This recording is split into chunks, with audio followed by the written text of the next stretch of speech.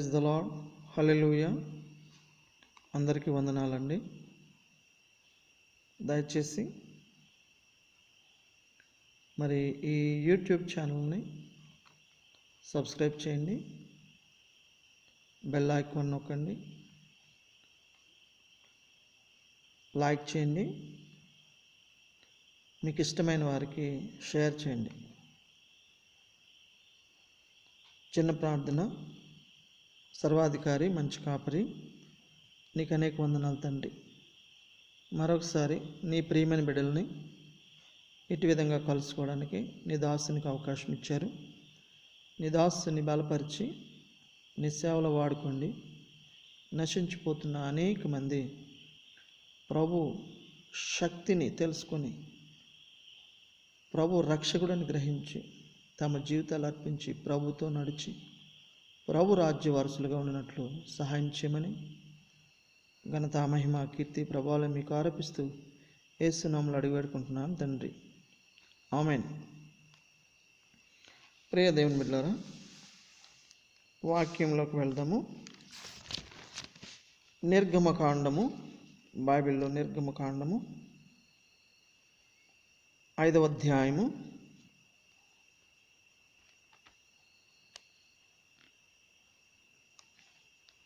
3వ వచనం చదువుకుందాం. అప్పుడు వారు, హెబ్రీయుల దేవుడు మమ్మను ఎదుర్కొనెను. సెలవైన ఎడల మేము అరణ్యంలోనికి 3 దినముల ప్రయాణమంత దూరము పోయి మా దేవుడైన యెహోవాకు బలి అర్పించుదము. లేని ఎడల ఆయన మా మీద తెగులుతోనైనను ఖడ్గముతోనైనను పడునేమో అనిరి. Praise the lord. హల్లెలూయా. మొట్టమొదటిసారిగా దేవుని గురించి ఈ విధమైన మాట వినబడుతుంది. తెగులుతోనైనను ఖడ్గముతోనైనను పడునేమో. ఎందు నిమిత్తం ఈ మాట మాట్లాడుతున్నారు? ఆయన చెప్పినది చేయకపోతే, ఆయన మాట వినకపోతే. ఆదికాండమంతా చూసుకున్నప్పుడు ఏ తెగులు గురించి ప్రస్తావన లేదు. ఆదికాండము ఒక పుస్తకమైనప్పటికీ అది చాలా సుదీర్ఘమైన పుస్తకము. సుదీర్ఘమైన జనరేషన్స్ కలిగిన పుస్తకము. ఎన్నో వంశాలు ఉన్నాయి, ఎన్నో మార్పులు ఉన్నాయి. భూమి యొక్క మార్పు, మనుషుల యొక్క పరిస్థితులు, మార్పులు, హత్యలు, ఎన్నో నేరాలు కూడా ఉన్నాయి. తెగులు గురించి, ఖడ్గం గురించి ఎక్కడ మాట్లాడలేదు. ఒకసారి ఈ విధంగా ఉన్నది. ఆదికాండము 48వ అధ్యాయంలో 1వ వచనం. ఈ సంగతులైన తరువాత ఇదిగో నీ తండ్రి కాయలాగా ఉన్నాడని ఒకడు యోసేపుతో చెప్పెను. అప్పుడు అతడు మనస్సే, ఎఫ్రాయిమీలు అను తన 2 కుమారులను వెంటబెట్టుకుని పోగా. చూడండి, ఇక్కడ అనేక మంది ఆదికాండంలో చనిపోయిన సంఘటనలు మనం చూస్తాం. ఈ విధంగా చనిపోయినట్టుగా కనిపించదు. కాయలా పడి, ఇంగ్లీష్లో సిక్ అయినట్టుగా కనిపిస్తుంది. బట్ అది కాదు. వృద్ధాప్యంలో, వయోభారము, శరీరము సహకరించక. ఇక్కడ అనారోగ్యంగా చెప్పబడలేదు. ఈ విధంగా చూసుకున్నట్లయితే ఆదికాండంలో అనారోగ్యం గురించి ఎక్కడ కనపడదు, తెగులు గురించి కనపడదు. మొట్టమొదటిసారిగా ఐగుప్తు దేశంలో ఈ విషయాన్ని మోషే మాట్లాడుతున్నాడు. ఎందుకంటే దేవుడు చెప్తున్నాడు, ఐగుప్తు దేశ ప్రజలకు, ఐగుప్తు రాజుకు, వారి యొక్క గొప్ప అధికారులందరికీ నేను తీర్పు తీర్చబోతున్నాను. ఎటు విధంగా? యుద్ధంతో కాదు, వరదతో కాదు, ఖడ్గంతో కాదు, తెగుళ్ళతో. ఎందుకు తెగుళ్ళు వచ్చినానికి మోషే చెప్తున్నాడు, ఒకవేళ మేము ఆయన మాట వినకపోతే ఆయన తెగులుతోనూ ఖడ్గముతోనూ పడును. తెగులుతోనూ ఖడ్గముతోనూ అనే మాట వెరీ క్లియర్గా కనిపిస్తుందండి. అయితే మరో మాట మనం చూద్దాము. అక్కడ నిర్గమకాండం 9వ అధ్యాయము 14-15 వచనాలు నేను చదువుతాను. దయచేసి గమనించండి, ధ్యానించండి. సమస్త భూమిలో నా వంటి వారెవరునూ లేరని నీవు తెలుసుకొనవలెనని ఈసారి నేను నా తెగుళ్ళన్నీ నీ హృదయం నొచ్చునంతగా నీ సేవకుల మీదికిని నీ ప్రజల మీదికిని పంపెదను.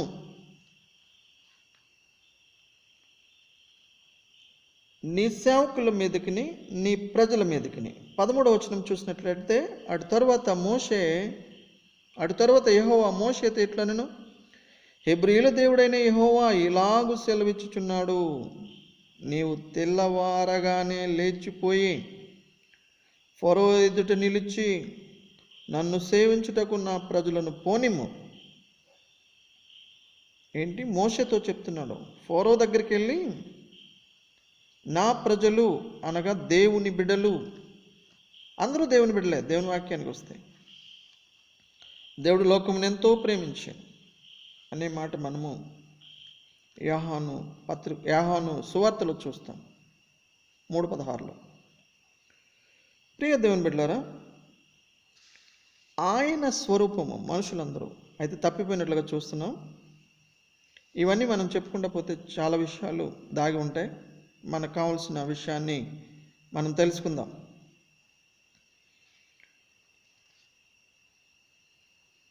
నా జనులు నన్ను సేవించుటకు, నా జనులు అనే మాట ఎందుకనంటే దేవుడు అంటున్నాడు, అబ్రహాముని పిలిచిన దేవుడు, అబ్రహాముని ఆశీర్వదిస్తానని చెప్పినవాడు, అబ్రహాము బిడ్డలు ఆ సంతతంతా తన బిడ్డలుగా చేసుకున్నాడు. వారు ఐగుప్తు దేశంలో ఉన్నప్పుడు అబ్రహాముకి ఇచ్చిన మాట ప్రకారంగా నా జనులు అంటున్నాడు. నా జనులు అంటే నా మాట వినేవారు. నా జనులు అంటే నా మాట వినేవారు. భూమిలో నా వంటి వారు ఎవరు లేరని నువ్వు తెలుసుకోవాలా. భూమిలో నా వంటి వారు ఎవరు లేరు. నువ్వెంతమందినైనా చూసుండొచ్చు, బట్ నాలాంటి వారిని నువ్వు చూసుండలేదు, చూడవు కూడా ఎన్నడూ కూడా అని ప్రభువు చెప్తున్నాడు. ఆ విషయాన్ని మోషే ఆ ఫరో చెప్తున్నాడు. 15వ వచనం, భూమి మీద నుండకుండా నీవు నశించిపోవునట్లు నేను నా చెయ్యి చాపియుంటినేని నిన్నును నీ జనులను తెగులుతో కొట్టివేసి ఉందును. నిన్ను నీ జనుల్ని తెగులుతో కొట్టివేస్తాను. తెగులు అనే మాట ఎందుకు తెగులు వచ్చింది భూమి మీద కంటే దేవుని మాట వినకపోవడం వల్ల. దేవుని మాట వినకపోవడం వల్ల అనేక సంఘటనలు ముందు జరిగినాయి. గొప్ప విపత్తుల్లో ఒకటి నోవహు కాలంలో జలప్రళయము భూమి అంతటికి. తర్వాత అబ్రహాము కాలంలో సొదొమ గొమొర్ర పట్టణాలు పూర్తిగా నాశనం చేయడం.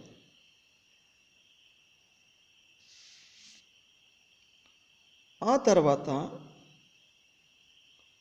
చాలా కాలానికి, చాలా సంవత్సరాల తర్వాత ఇట్లాంటి క్షామాన్ని, భూమి అంతటినీ నశించిపోవడం కాదు కానీ ఎక్కడ జబ్బున్నదో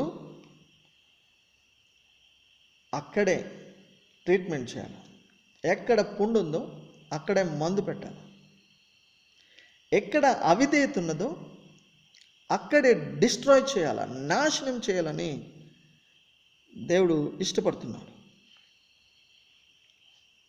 ఏంటి తెగులంటే మాట వినకపోవడం. మాట వినుట శ్రేష్టము, ఆజ్ఞాతిక్రమమే పాపము.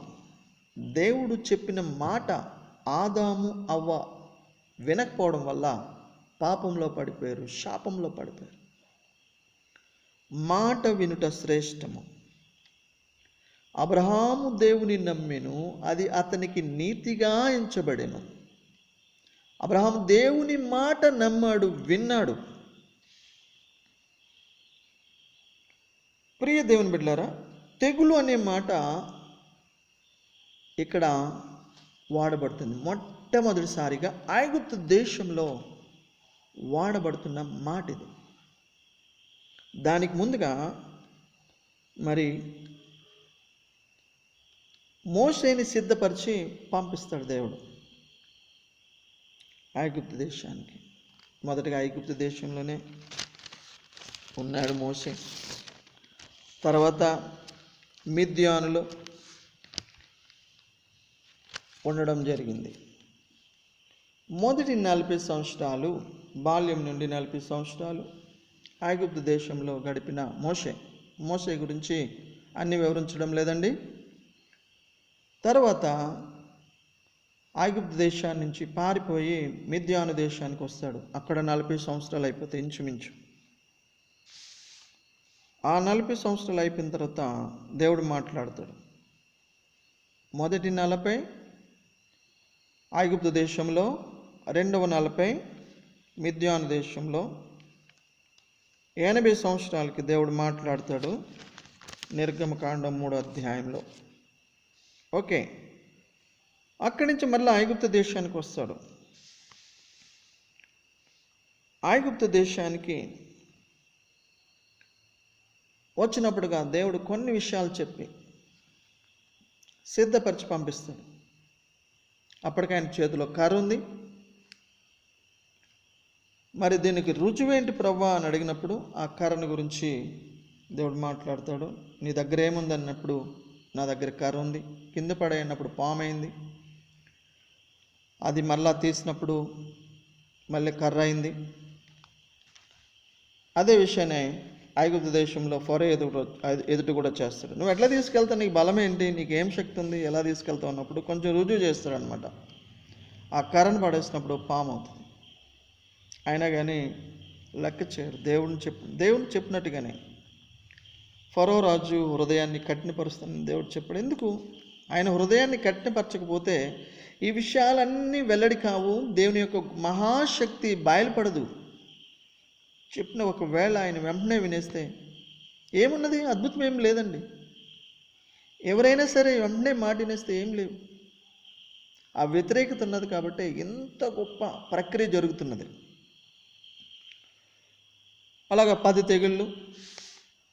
మొదటిది నీళ్లను రక్తంగా మార్చడం, ఏటిని కొట్టగా కప్పలు. రెండవది తర్వాత మరి ఆ యొక్క ధూళి నుంచి పేలు, ఈగలు. నాలుగవదిగా ఈగలు. 5 జంతువులు చనిపోవడం. 6వదిగా మరి బొబ్బలు రావడం. 7వదిగా ఉరుములు, యొక్క మెరుపులతో కూడిన మంటలు, అగ్ని. తర్వాత మిడతలు. 8, 9 చీకటి గాఢాంధకారం. 10 మొదటి సంతానాన్ని నాశనం చేయడం. ఈ 10 తెగుళ్ళండి. ఈ 10 తెగుళ్ళతో తీర్పు తీర్చినట్లుగా ఐగుప్తు దేశానికి చూస్తున్నాము. ప్రియ దేవుని బిడ్డ, ఈ తెగుళ్ళు ఎందుకు వచ్చినాయి భూమి మీదకి అన్నప్పుడు రుజువు కనిపిస్తుంది. మాట వినకపోవడం వల్ల, వ్యతిరేక స్వభావం వల్ల. మొట్టమొదటిగా ఐగుప్తు దేశంలో తెగులు గురించి మాట్లాడుతున్నాడు దేవుడు. ఇంకా అక్కడి నుంచి తెగుళ్ళు తెగుళ్ళు తెగుళ్ళు తెగుళ్ళు తెగుళ్ళు, ఏదో ఒక రకమైన తెగులు, ఏదో ఒక రకమైన జాడ్యం, ఏదో ప్లేగు, ఏదో విధంగా malaria, typhoid, jaundice, dengue, AIDS, ఇట్లా చెప్పుకుంటూ పోతే వ్యాధులు అనేకమైన పెరుగుతూనే ఉన్నాయి. ఒకటి, మనిషి ఏ విషయంలో బలహీనత కలిగి ఉంటాడు అంటే చాలా విషయాలు ఉండొచ్చు, కానీ ముఖ్యంగా ధనం లేకపోతే చేతగాని వాళ్ళలాగా ఉంటాడు. ధనం ఉంటే తెలివి లేని వాడు కూడా విర్రవీగే పరిస్థితి ఉంది, సామెతలు చెప్పినట్లు. అట్లనే ధనమే కాదు, ఆరోగ్యం లేకపోయినా సరే బలహీనత. ఆరోగ్యం లేకపోతే ఎంత బలవంతుడికైనా, ఎంత కండలున్నా కానీ అనారోగ్యం వస్తే వట్టి బలహీనుడైపోతాడు. ఏ విధంగా చూసుకున్నట్లయితే ధనం లేకపోయినా బలహీనులైపోతారు, ఆస్తి లేకపోయినా బలహీనులైపోతారు, ఆహారం లేకపోయినా బలహీనులైపోతారు, వ్యాధి వచ్చినా బలహీనులైపోతారు. ఈ వ్యాధులు ఎక్కువైపోవడం వల్ల హాస్పిటల్లో ప్రతి హాస్పిటల్లో జనాలు, ప్రతి మెడికల్ షాప్ దగ్గర జనాలు, ప్రతి చోట వైద్యం చేసేవాడు. అది నాటు వైద్యమా, ఇంగ్లీష్ మెడిసినా, ఎలాంటి మెడిసిన్ అయినా సరే వాళ్ళు బిజీగానే ఉంటున్నారు. వ్యాధి అంటే మనిషికి భయం. మూడోదిగా మరణం అంటే కూడా భయమే. వ్యాధి అంటే భయము, మరణం అంటే భయము, లేమంటే భయము. కొన్నిసార్లు డబ్బు లేకపోయినా భయపడతలేదు, కొన్నిసార్లు డబ్బు లేకపోయినా భయపడతలేదు, మరణమైనా భయపడతలేదు చాలామంది. ఇలాగంటే అలా ఏమున్నది, చస్తే చనిపోతాం అని వెర్రవీగిపోయిన పరిస్థితులు. చనిపోవడం పరిస్థితి చూసినప్పుడు ఏ విధమైన మరణాలు ఉన్నప్పుడు భయం కలిగితే కలగొచ్చు, కానీ చావుకు కూడా వెనకాడడం లేదు. అయితే సిక్నెస్, జబ్బు, మరణము క్షణంలో అయిపోతుంది, దాని కొన్ని దినాల్లో అయిపోతుంది. అయితే వ్యాధి వస్తే మాత్రం ఇట్ టేక్స్ లాంగ్ టైం. మంచాన్ని పడిపోతారు, భయం మొదలవుతుంది, మరణ భయం వస్తుంది. మామూలుగా మరణ భయము ఉండదండి, భయపడరు. వ్యాధి వచ్చినప్పుడు మాత్రం నిజంగా భయపేస్తుంది. వృద్ధాప్యం వచ్చినప్పుడు మరణ భయం, వ్యాధి వచ్చినప్పుడు మరణ భయము. ఆ వ్యాధులను బట్టి లేమి కూడా వస్తూ ఉంటుంది. నీకున్న ఆస్తి అంతా హరించుకుపోతుంది. ఇక్కడ చూస్తే ఐగుప్తు దేశంలో ఆ వ్యాధుల వల్ల వారికి ఉన్న ఆస్తి అంతా పోయింది, బలం అంతా పోయింది, శక్తి అంతా పోయింది. చివరికి 10వ వ్యాధి ప్రతి కుటుంబంలో మొదటి సంతానం, పశువుల్లో మొదటి. గొప్ప ఏడుపు, గొప్ప రోదన జరిగినట్లుగా బైబిల్ చూస్తున్నాం.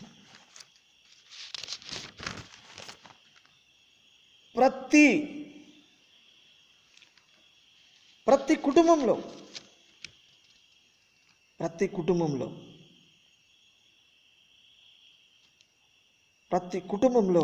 శవం ఉంది. ఇక్కడ చూసుకున్నట్టు 13వ అధ్యాయం నిర్గమకాండం 15వ వచనం చూసినట్లయితే,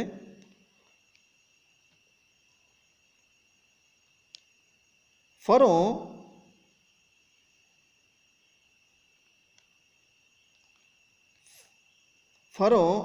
ఐగుప్తులో నుండి ఫరో మనలను పోనీయకుండా తన మనసును కఠినపరుచుకొనగా, యెహోవా మనుషుల తొలి సంతానమేమి, జంతువుల తొలి సంతానమేమి, ఐగుప్తు దేశంలో తొలి సంతానమంతయు సంహరించెను.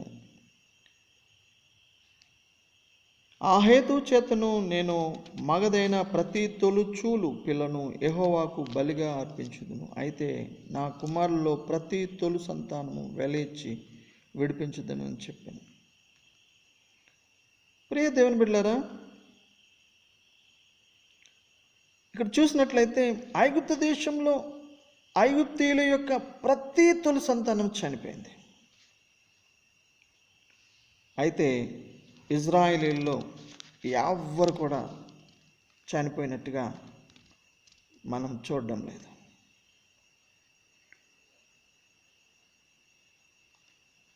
చూడండి ఎంత భయంకరమైన పరిస్థితి వచ్చిందో, ఎంత భయంకరమైన పరిస్థితి వచ్చిందో. దేనివల్ల ఇది వచ్చింది? కేవలము మాట వినకపోవడం వల్ల,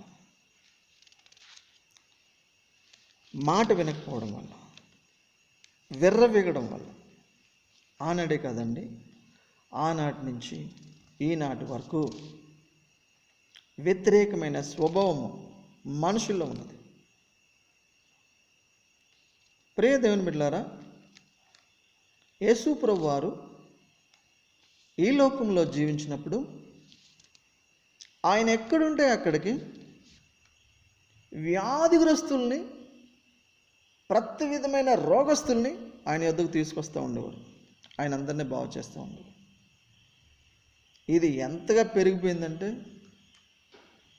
ప్రపంచాన్ని కబళించి అంతగా ఎక్కడ చూసినా, ఏ ప్రాంతంలో చూసినా, ఏ దేశంలో చూసినా, ఏ రాష్ట్రంలో చూసినా, ఏ గ్రామంలో చూసినా వ్యాధి అనేది ఏలుతుంది. ఇప్పుడు కరోనా వ్యాధి ప్రపంచాన్ని గడగడలాడిస్తుంది, ఏలుతుంది, పరిపాలిస్తుంది. తెగులు గురించి విన్నాం కదా, నా తెగుళ్ళు అంటున్నాడు దేవుడు అనే మాటకి అర్థం ఏంటంటే, నా స్వాధీనంలో ఉన్నాయి తెగుళ్ళు. ఆయన పంపించగలడు, వెనక్కి తీసుకోగలడు. ఆయన పంపించగలడు, వెనక్కి తీసుకోగలడు. ఆయన బాగు చేయగలడు, అట్లనే అనారోగ్యవంతులుగా కూడా మార్చగలడు. మరి దేవునికి తెలియకుండా వ్యాధి ఎలాగొచ్చిందండి? ప్రపంచంలోకి వ్యాధి ఎలాగొచ్చింది దేవునికి తెలియకుండా? కానీ మనుషులు ఏమనుకుంటున్నారంటే, ఏ విధం చేతనైనా సరే దీన్ని గెలవాలి అనుకుంటున్నారు. దానికోసం మందులు కనిపెడుతున్నారు. మంచిదే, దేవుడిచ్చిన జ్ఞానాన్ని బట్టి ఇవన్నీ చేయడం మంచిదే. కానీ వ్యాధి ఎందుకు వస్తుంది, తెగుళ్ళు ఎందుకు వస్తున్నాయి అంటే, దేవునికి వ్యతిరేకమైన స్వభావం ఉండడం వల్ల వస్తున్నది. ప్రియ దేవుని బిడ్డలారా, మీలో ఉన్న వ్యతిరేకతను తీసేసుకుని దేవుని వైపు మరలితే తెగులు నీ దగ్గరికి రాకుండా దేవుడు కాపాడుతాడు. మనం మన ఇష్టం వచ్చినట్టుగా జీవించి దేవుడు బాగు చేస్తాడంటే అవును. నువ్వు దేవుని మాట వింటే, దేవుని దగ్గరికి వస్తే తెగుల్ని ఆయన స్వాధీనంలో పెట్టుకుని నిన్ను కాపాడుతాడు. ఎందుకంటే లోకంలో ఉన్న ప్రతి ఒక్కరిని దేవుడు ప్రేమిస్తాడు. ఎవరు నా దగ్గరికి వస్తే వారిని నేను చారదీస్తానని చెప్తున్నాడు దేవుడు. నా దగ్గరికి వచ్చిన వారిని నేను ఎంత మాత్రం విడిచిపెట్టను. ఎస్, నీ వస్తే when you turn to the Jesus, he will save you. నువ్వు దేవుని వైపు తిరిగితే, యేసు వైపు తిరిగితే నిన్ను రక్షిస్తాడు. నిన్ను నువ్వు రక్షించుకోలేవు. ఇవాళ ఎన్నో మందులు ఉన్నాయి, రేపు కరోనాకు కూడా మందు వస్తుంది.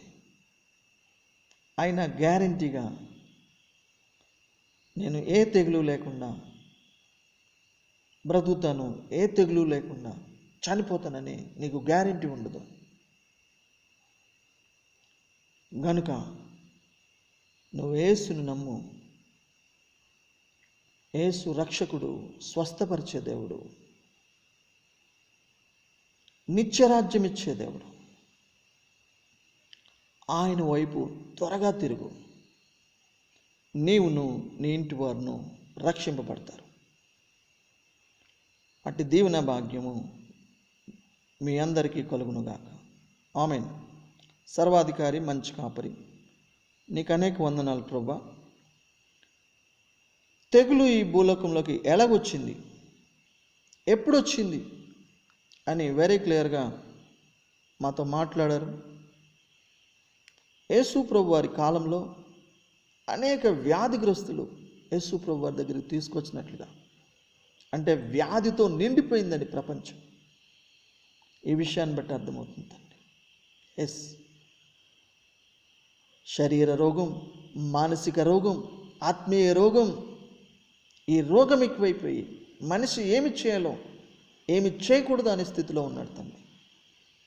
అందరినీ వాక్యం వైపు మలచమని ప్రార్థన చేస్తున్నాం తండ్రి. ఎవరైతే ఈ వాక్యం విని తమ మనసును మార్చుకుంటారో వారిని రక్షించండి ప్రభా. ఈ వాక్యాన్ని అనేక మంది దగ్గరికి, నీ చిత్తంలో ఉన్న ప్రతి ఒక్కరికి దగ్గరికి చేరినట్లు సహాయం చేయండి. కఠినమైన హృదయాల నుంచి విడిపించండి. నీ రాజ్య వారసులుగా చేయమని మా ప్రార్థన ఆలకించమని యేసు నామములో అడిగి పెడుకుంటున్నాను తండ్రి. ఆమెన్. God bless you. మీ ప్రార్థన అవసరాల కొరకు 9493846153. మరొకసారి అండి, 9493846153. God bless you.